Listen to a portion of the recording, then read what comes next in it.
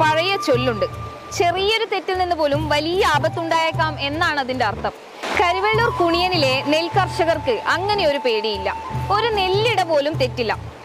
ഞാറ് നടുന്നത് മുതൽ വിളവെടുക്കുന്നത് വരെ യന്ത്രങ്ങളാണ്. ഭൂമികയുടെ ഇന്നത്തെ എപ്പിസോഡ് വന്നെത്തി നിൽക്കുന്നത് കരിവെള്ളൂരിലെ കുണിയൻ എന്ന ഗ്രാമത്തിലാണ്. നെൽകൃഷിയുടെ മറ്റൊരു ഭാവം നമുക്ക് ഇവിടെ കാണാൻ വേണ്ടി സാധിക്കും. സ്വാഗതം ഭൂമികയുടെ ഒരു പുതിയ എപ്പിസോഡിലേക്ക്.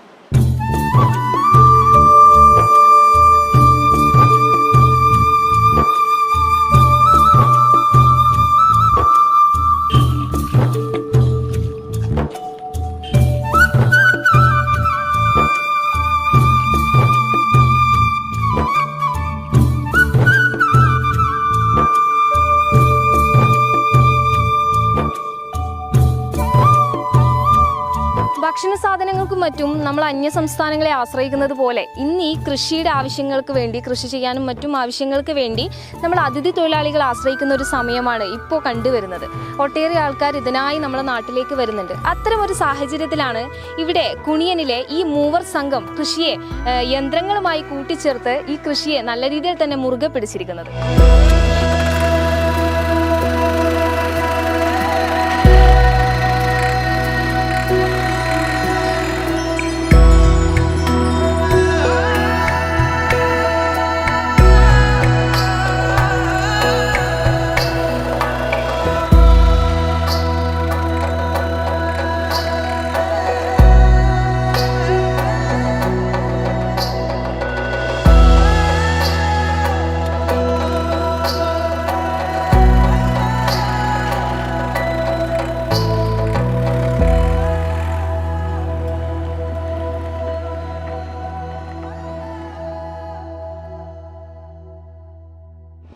ഇതാണ് കുണിയൻ ഗ്രാമം.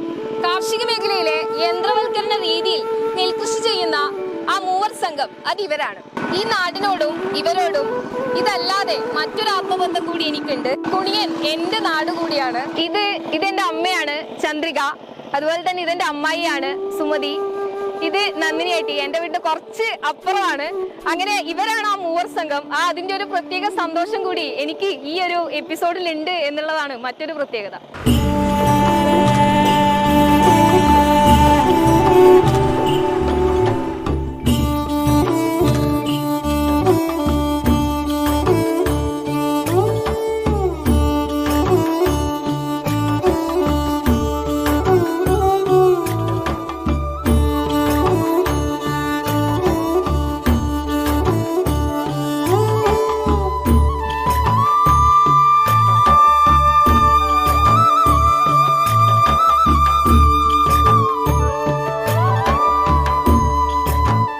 കാർഷിക മേഖലയിലെ യന്ത്രവൽക്കരണ രീതിയിലേക്ക് എങ്ങനെയാണ് നിങ്ങൾ എത്തിച്ചേർന്നിട്ടുള്ളത്? കാർഷിക മേഖല യന്ത്രവൽക്കരണം എന്ന് പറഞ്ഞാൽ നമുക്ക് കുടുംബശ്രീ മുഖാന്തരം കാർഷിക മേഖലയിലേക്ക് ഇറങ്ങുന്ന ഒരു ഗ്രൂപ്പ് ഉണ്ടാക്കാൻ വേണ്ടിയിട്ട് അവർ പടുവളം തോട്ടത്തിൽ നിന്ന് പിലിക്കോട് കാർഷിക ഗവേഷണ കേന്ദ്രത്തിൽ നിന്ന് 10 ദിവസം ട്രെയിനിങ് തന്നിട്ടുണ്ടായിരുന്നു. അപ്പം 10 ദിവസം നമ്മൾ 20 ആളാണ് ട്രെയിനിങ് കഴിച്ചിട്ടുള്ളത്. 10 ദിവസം കൊണ്ട് 20 ആൾ ട്രെയിനിങ് കഴിച്ചാൽ 1 മണിക്കൂർ ഒരാൾക്ക് കിട്ടൂല. അത്രയും ചെറിയ സമയം കൊണ്ട് ടില്ലർ, അതുപോലെ നടിയന്ത്രം നമുക്ക് കാണിച്ചതേ ഉള്ളൂ. ടില്ലർ മാത്രമാണ് ശരിക്കും, ടില്ലറും കാട് വയ്ക്കുന്നതുമാണ് ശരിക്കും ഓട്ടാൻ വേണ്ടി നമ്മളെ പഠിപ്പിച്ചിട്ടില്ലത്, ശരിക്കും പഠിപ്പിച്ചിട്ടുള്ളത്. ബാക്കിയെല്ലാം നമുക്ക് കാണിച്ചതേ ഉള്ളൂ. അപ്പോൾ അങ്ങനെ ട്രെയിനിങ് കഴിഞ്ഞ് 10 ദിവസം കഴിഞ്ഞിട്ട് വന്നിട്ടാകുമ്പോൾ നമ്മളെ കരുളൂർ കൃഷിഭവനിൽ നിന്ന് കൃഷി ഓഫീസർ പറഞ്ഞു നിങ്ങൾക്കൊരു കാർഷിക കർമ്മസേന ഉണ്ടാക്കണം, അത് രൂപീകരിക്കണം എന്ന് പറഞ്ഞു. അപ്പോൾ നമ്മൾ ഈ ട്രെയിനിങ് കഴിഞ്ഞ് മുഴുവൻ ആൾക്കാരും കണ്ടു. അപ്പോൾ അവർ പറഞ്ഞു എല്ലാവരും നമ്മളിതിലേക്ക് വരാൻ സന്നദ്ധരാകുന്നില്ല, ചളിയും ഇതെല്ലാം ആയതുകൊണ്ട് തന്നെ എല്ലാവരും സന്നദ്ധരാകുന്നില്ല. അപ്പോൾ നമ്മളൊരു 6 ആൾക്കാർ ട്രെയിനിങ് കഴിഞ്ഞവർ സന്നദ്ധരായി. അതിനുശേഷം വീണ്ടും പുറത്തുനിന്ന് 4 ആൾക്കാരെ നമ്മുടെ നാട്ടിൽ തന്നെ കൂട്ടിച്ചേർത്ത് 10 ആളടങ്ങുന്ന ഒരു ഗ്രൂപ്പ് നമ്മൾ രൂപീകരിച്ചു. 2018 ഗ്രൂപ്പ് രൂപീകരിക്കുന്നത്. അപ്പോൾ ഗ്രൂപ്പ് രൂപീകരിച്ചതിന് ശേഷം കൃഷിഭവൻ പഞ്ചായത്ത് മുഖാന്തരം പദ്ധതി വെക്കുകയും നമുക്ക് ആവശ്യമുള്ള മിഷനറി 15 ലക്ഷത്തോളം മിഷനറി പാസ്സായെങ്കിലും 13 ലക്ഷത്തി ചില്ലറേൻ്റെ മിഷനറി മാത്രമേ നമുക്ക് കിട്ടിയിട്ടുള്ളൂ. ചില എണ്ണ ഉൽപ്പാദിപ്പിക്കുന്ന എല്ലാ യന്ത്രങ്ങൾ നമുക്ക് ലഭിക്കാത്തതുകൊണ്ട് തന്നെ ഈ മിഷനറി മാത്രമാണ്. അതിൻ്റെ ഒരു വിഹിതം 20% ഗുണഭോക്തൃ വിഹിതം നമ്മൾ അങ്ങോട്ട് അടക്കുകയും ചെയ്തിട്ടുണ്ട്. 80% സബ്സിഡിയിലാണ് നമുക്ക് ഈ മിഷനറി മുഴുവൻ കിട്ടിയിട്ടുള്ളത്. അപ്പോൾ അതിൻ്റെ ഭാഗമായിട്ട് നമ്മൾ തുടങ്ങി നമുക്ക് പുലിക്കോട് ഗവേഷണ കേന്ദ്രത്തിൽ ട്രെയിനിങ് എന്നൊരു രമേശ് എന്ന് പറഞ്ഞ മാഷുണ്ടായിരുന്നു, ഒരു ബിന്ദു ടീച്ചറുണ്ടായിരുന്നു. അപ്പോൾ രമേശ് എന്ന് പറയുന്ന ഒരു മാഷാണ് നമുക്കിത് കൂടുതൽ നമ്മളിതിലേക്ക് കൂടുതൽ നമുക്ക് പ്രോത്സാഹനം തന്നിട്ടുള്ളത്. ഓരോ ആവശ്യം വരുമ്പോൾ ഇപ്പോഴും അയാളെ വിളിച്ചുകൊണ്ടിരിക്കുന്ന അത്രേ. ഓരോ ആവശ്യത്തിന് നമുക്ക് ഇത് റിപ്പയർ ചെയ്യാനും എല്ലാറ്റിനും ട്രെയിനിങ്ങിനും എല്ലാം അയാൾ തന്നെ വന്നുകൊണ്ടുണ്ട് ഇപ്പോഴും. അപ്പോൾ നടീലന്ത്രം അതിൻ്റെ ഭാഗമായിട്ട് നമുക്ക് കിട്ടി. നടീലന്ത്രം നമ്മൾ ഈ വയലിൽ വെച്ചിട്ട് നമ്മൾ വീണ്ടും വീണ്ടും പരിശീലനം നടത്തിയിട്ടാണ് നമ്മൾ ഈ രംഗത്തേക്ക് ഇറങ്ങിയിട്ടുള്ളത്. ഈ നെൽകൃഷിയുടെ യന്ത്രങ്ങൾ മാത്രമല്ലാതെ മറ്റ് ഏതെങ്കിലും പരിശീലനം നേടിയിട്ടുണ്ടോ? ആ ഉണ്ട്, തെങ്ങേറ്റ യന്ത്രം പരിശീലനമുണ്ട്. അതുപോലെ പിന്നെ ഈ ഇതിൻ്റെ ഭാഗമായിട്ട് തന്നെ നമുക്ക് തെങ്ങേറ്റ യന്ത്രം കൂടെ കാട് വയ്ക്കുന്ന മെഷീനുണ്ട്. നമുക്ക് കാട് വയ്ക്കുന്ന അതുകൂടാതെ നമുക്ക് ഇതിൻ്റെ ഒന്നിച്ചില്ല കുറേ മെഷീനറി വേറെയുണ്ട്. മെതിച്ച് വാറ്റുന്ന യന്ത്രം, മെതിക്കുന്ന യന്ത്രം എന്ന് പറഞ്ഞാൽ കുറേ ഉപകരണങ്ങൾ പറയാം, മരം മുറിക്കുന്നത്, അങ്ങനെ കുറേ സാധനങ്ങളുണ്ട്. പക്ഷെ കൂടുതൽ നമ്മൾ ഉപയോഗിക്കുന്നത് ഇപ്പോൾ നെല്ലുമായിട്ട് ബന്ധപ്പെട്ടുകൊണ്ടാണ് ഇപ്പം ചെയ്യേണ്ടത്. ഇപ്പം ഏകദേശം എത്ര വർഷക്കാലമായി നെൽകൃഷിയുടെ ഭാഗമായിട്ട് തന്നെ പോകാൻ തുടങ്ങിയിട്ട്? ഒരു 7 വർഷമായി. 2018 മുതൽ ഈ 2024 വരെയും ഉണ്ട്. ഏകദേശം ഒരു 7 വർഷത്തിൻ്റെ അടുത്തായി നമ്മൾ ഇത് തുടങ്ങിയിട്ട്, കൃത്യമായിട്ട് തുടങ്ങിയിട്ട്. ഇപ്പം നേരത്തെ തുടങ്ങുമ്പം എല്ലാവർക്കും തുടക്കത്തിൽ വന്നിട്ടുണ്ടെങ്കിലും പിന്നീട് ആൾ കുറഞ്ഞു വന്നു. ഇപ്പം കഴിഞ്ഞ വർഷം വരെ 4 ആൾക്കാരുണ്ടായി. ഈ വർഷം ഇപ്പം നമ്മൾ 3 ആൾ മാത്രമാണ് ചെയ്യുന്നത്. ട്രെയിനിങ് കൃത്യമായി കിട്ടിയത്, കൃത്യമായി ഉപയോഗപ്പെടുത്തുന്നത് നമ്മൾ 3 ആളാണ്. ഇപ്പം വർഷങ്ങളോളായി ഈ പണി തുടങ്ങിയിട്ടും.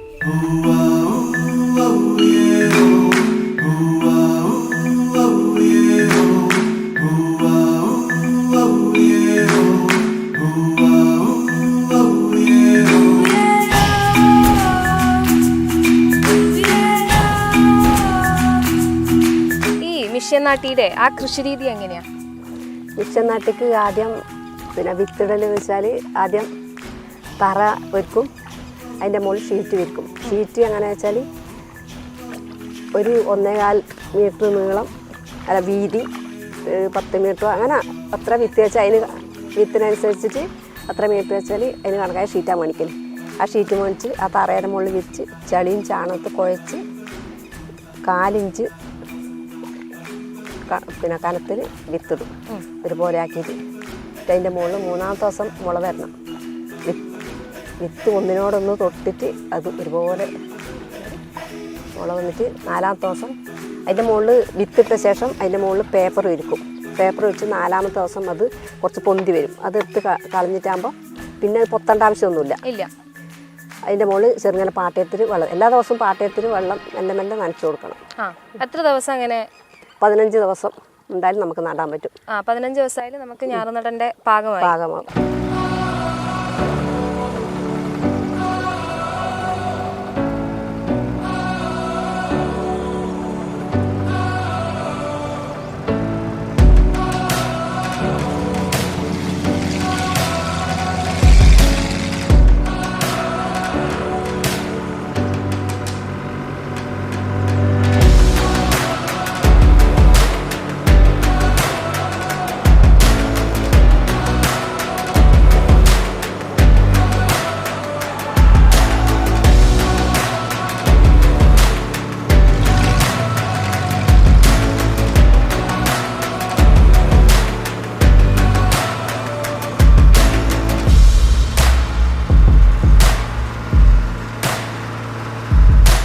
ഞാറ് 12 ദിവസം മുതൽ 15 ദിവസം മുതലില്ല ഞാറ് നടാം. അത് ഞാറ് മറിച്ചിട്ടിട്ട് ആ ഷീറ്റ് അളവിൽ മുറിക്കുക, എന്നിട്ടാണ് നടേണ്ടത്. പിന്നെ കണ്ട ലെവലായിട്ടുണ്ടാവണം, വെള്ളം അധികം പാടില്ല. അത് തിരി വരുന്നവരെ വെള്ളം പാകത്തിനെ ഉണ്ടായിക്കൂടെ, അധികം വെള്ളം പറ്റൂല ഇത്. അപ്പോൾ ഈ കാലാവസ്ഥയിൽ ഇപ്പോൾ വെള്ളത്തിൻ്റെ അളവ് എങ്ങനെയാ? മഴയും കാര്യങ്ങളൊക്കെ ലഭിക്കും? മഴ വന്നാൽ വെള്ളം തന്നെ, ഇല്ലെങ്കിൽ പിന്നെ വെള്ളവും ഉണ്ടാവില്ല. അങ്ങനെയാണ് ഇപ്പോഴത്തെ അവസ്ഥ. ഇല്ലെങ്കിൽ വെള്ളം അടിച്ചിട്ട് വരെ നട്ടിട്ടുണ്ട് നമ്മ.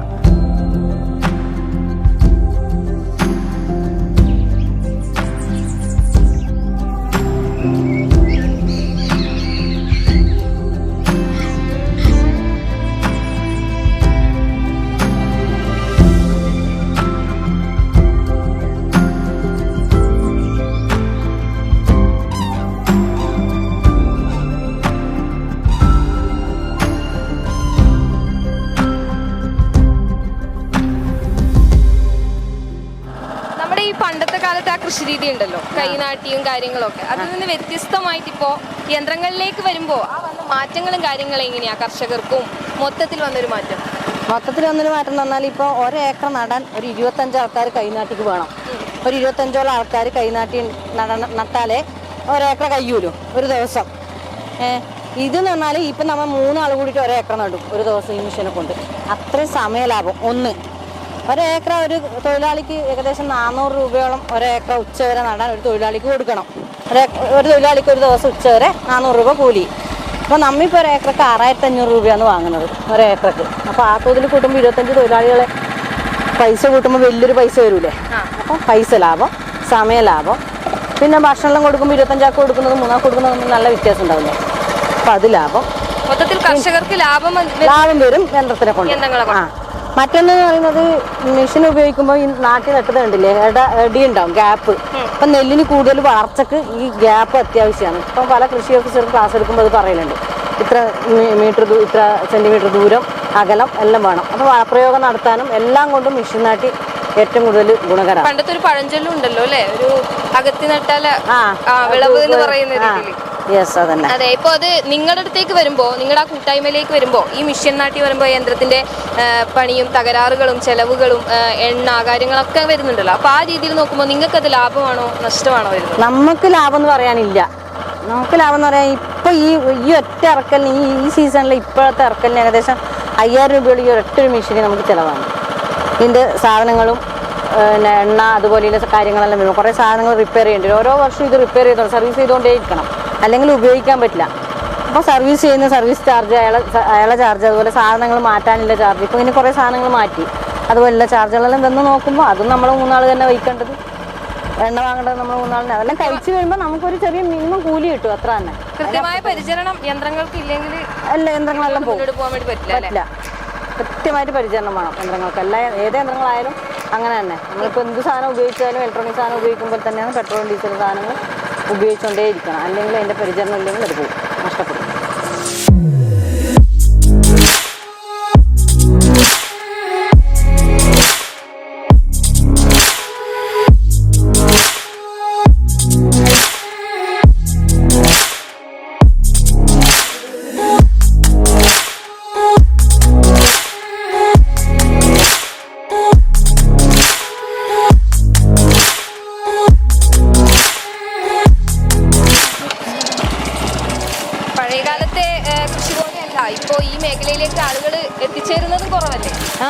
തീർച്ചയായിട്ടും ഈ മേഖലയിൽ ഇപ്പോൾ ആൾക്കാർ ഇല്ല, കുറവാണ്. ആൾക്കാർ താല്പര്യം കാണിക്കുന്നില്ല. ഒന്നാമത് പിന്നെ കൃഷി രീതിയിലെ ചിലവുകൾ വരുന്നുണ്ട്, കാലാവസ്ഥ നമുക്ക് അനുകൂലമല്ല, അങ്ങനെയുള്ള പ്രയാസങ്ങളും വരുമ്പോൾ ആൾക്കാർ പിന്നെ ഇതിനോട് പുതിയ തലമുറ ഇതിനോട് കൂടുതൽ താല്പര്യം കാണില്ല. അതാണ് ഒന്നാമത്തെ ഇത്. ഇപ്പോൾ ഇഷ്ടംപോലെ ജോലി മറ്റുള്ള പ്രൈവറ്റ് സ്ഥാപനങ്ങളിൽ ഇഷ്ടംപോലെ ജോലി കിട്ടുന്നതുകൊണ്ട് തന്നെ എല്ലാ ആൾക്കാരും ആ രീതിയിൽ ആശ്രയിക്കുന്നു. ശമ്പളങ്ങൾ അങ്ങനെ വാങ്ങി ചളിയിലിറങ്ങാനും ഇനിയും പുതിയ തലമുറ ആഗ്രഹിക്കുന്നേ ഇല്ല. ഒന്നത്. രണ്ടാമതെന്ന് വെച്ചാൽ ഇപ്പോൾ നമ്മളിപ്പം ഭക്ഷണ സാധനങ്ങൾക്ക് അന്യസംസ്ഥാനങ്ങളിൽ ആശ്രയിച്ചുകൊണ്ടിരിക്കുന്നത്. അതുപോലെ തന്നെ ഇപ്പം കാർഷിക മേഖലയിൽ അന്യസംസ്ഥാന തൊഴിലാളികൾ കടന്നു വരികയാണ്. ഒരുപാട് അന്യസംസ്ഥാന തൊഴിലാളി, ഇപ്പം ബംഗാളികൾ, അതുപോലെ ഒരുപാട് ആൾക്കാർ ഇതിൽ കടന്നു വരുന്നുണ്ട്. അതുകൊണ്ട് തന്നെ നമ്മൾ ഈ മേഖലയിൽ അങ്ങനെ പൂർണ്ണമായിട്ടും വിട്ട് കൊടുക്കാൻ നമുക്ക് താല്പര്യമില്ല. അതുകൊണ്ടാണ് നമ്മളിത് പിടിച്ചു നിൽക്കുന്നത്. ഈ മേഖലയിൽ പിടിച്ചു നിൽക്കുന്നത് അതുകൊണ്ടാണ്. ഈ മേഖല നമുക്ക് സംരക്ഷിക്കണം എന്നുള്ള ഒറ്റ കാഴ്ചപ്പാടോടുകൂടിക്കാൻ നമുക്ക് ലാഭമോ നഷ്ടമോ ഒന്നുമല്ല നോക്കുന്നത്. ഈ മേഖല സംരക്ഷിക്കപ്പെടണം എന്നുള്ളതുകൊണ്ടാണ് ഈ മേഖലയിൽ ഇപ്പം നമ്മൾ 3 ആയിട്ടും ഇത്രയും വർഷക്കാലം ഇത് പിടിച്ചു നിന്നിട്ടുള്ളത്. ഈ മേഖല സംരക്ഷിക്കണം എന്നുള്ളതുകൊണ്ട് മാത്രമാണ്, കാർഷിക മേഖല സംരക്ഷിക്കണം എന്നുള്ളതുകൊണ്ട് മാത്രമാണ്. അന്യ സംസ്ഥാനങ്ങൾ ആശ്രയിക്കുന്ന എല്ലാവരും ഈ മേഖലയിലേക്ക് കടന്നു വരികയാണെങ്കിൽ കുറേയും കൂടി നമുക്കിതെല്ലാം മെച്ചപ്പെടുത്താൻ വേണ്ടി പറ്റും. ഇപ്പം തരിച്ചിടുന്ന കുറേ സ്ഥലങ്ങളുണ്ട്, അതെല്ലാം മാറ്റാൻ വേണ്ടി നമുക്ക് സാധിക്കും. എല്ലാവരും ഈ മേഖലയിലേക്ക് കടന്നു വന്നാൽ നമ്മളെ സംസ്ഥാനത്തിന് തന്നെ സ്വയം പര്യാപ്തമാക്കാൻ, അല്ലെങ്കിൽ നമ്മുടെ പഞ്ചായത്തിന് ഈ മറ്റ് രംഗത്ത് സ്വയം പര്യാപ്തമാക്കാൻ കഴിയും. എല്ലാവരും ഈ രംഗത്തേക്ക് ഇറങ്ങി മറ്റൊരു തരത്തിൽ അതിനുള്ളൊരു പ്രചോദനം കൂടിയാണ്. തീർച്ചയായിട്ടും പ്രചോദനം.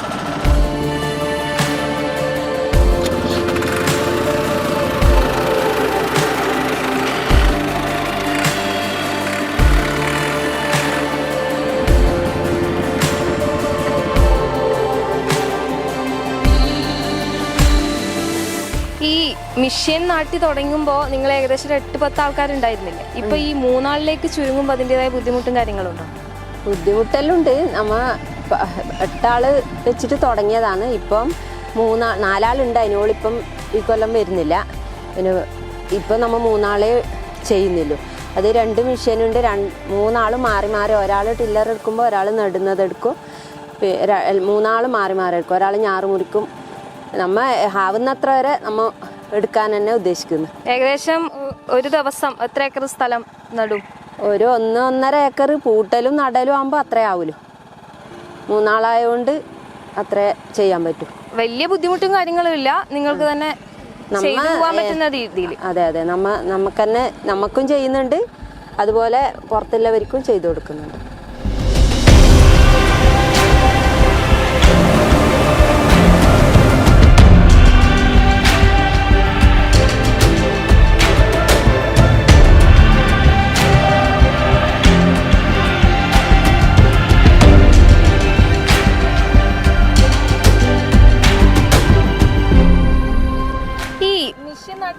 ഈ കൈനാട്ടിയുടെ ആവശ്യം എന്താ? മിഷൻ നാട്ടിൽ ഈ വണ്ടി തിരിക്കുന്നിടക്കുന്ന് പിന്നെ ഒഴിഞ്ഞിട്ടുണ്ടാവും, ആടെ കുത്തും. പിന്നെ ഈ വിത്ത് മുളക്കാത്ത സ്ഥലം ഉണ്ടാവും, ആടെ മിഷൻ കൊത്തൂല, അന്നേരം ആടെയും നട്ടു കൊടുക്കേണ്ടി വരും. പിന്നെ ഇങ്ങനെ ഇടയിട്ട് നടുന്നോണ്ട് മിഷൻ നാട്ടിൽ നല്ല സുഖമാണ്, കള പറിക്കാനുള്ള ബുദ്ധിമുട്ടില്ല. മറ്റേ അടുത്തടുത്താവൂലേ, അതിനെല്ലാം നല്ല സൗകര്യമാണ് ഈ മിഷൻ നാട്ടിക്ക്. ഇതിപ്പോ ഒരാള് മിഷൻ നട്ടുകൊണ്ട് പോകുമ്പോ അതിന്റെ ബാക്കിൽ തന്നെ ഒരാള് എവിടെയും ഒഴിഞ്ഞിട്ടുണ്ടെങ്കിൽ അത് നട്ട് പോകും. അത് നിങ്ങൾ തന്നെ നോക്കിയിട്ട് അപ്പൊ തന്നെ ക്ലിയർ ആക്കും. പിന്നെ വരുമ്പൊരു മിഷൻ പോവില്ല, അന്നേരം ആദ്യം നമ്മ കൊത്തി കൊടുക്കും. അത് ബുദ്ധിമുട്ടും കാര്യങ്ങളൊന്നും ഇല്ലല്ലോ അല്ലേ? ഇല്ല ഇല്ല.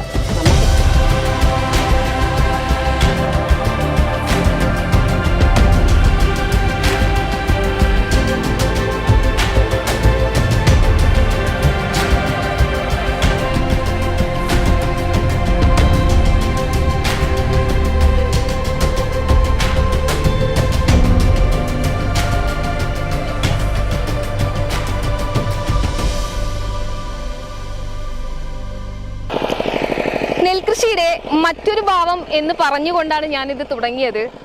നെൽകൃഷി ചെയ്യുന്ന ഈ യന്ത്രവൽക്കരണ രീതിയിൽ നെൽകൃഷി ചെയ്യുന്നതിൽ ഇപ്പം ഏകദേശം എത്രയോ ദിവസങ്ങൾ വ്യത്യസ്തമായ സമയങ്ങളിൽ വന്നാണ് ഞങ്ങൾ ഈ ഒരു പ്രോഗ്രാം ഇന്നിവിടെ അവസാനിപ്പിക്കുന്നത്.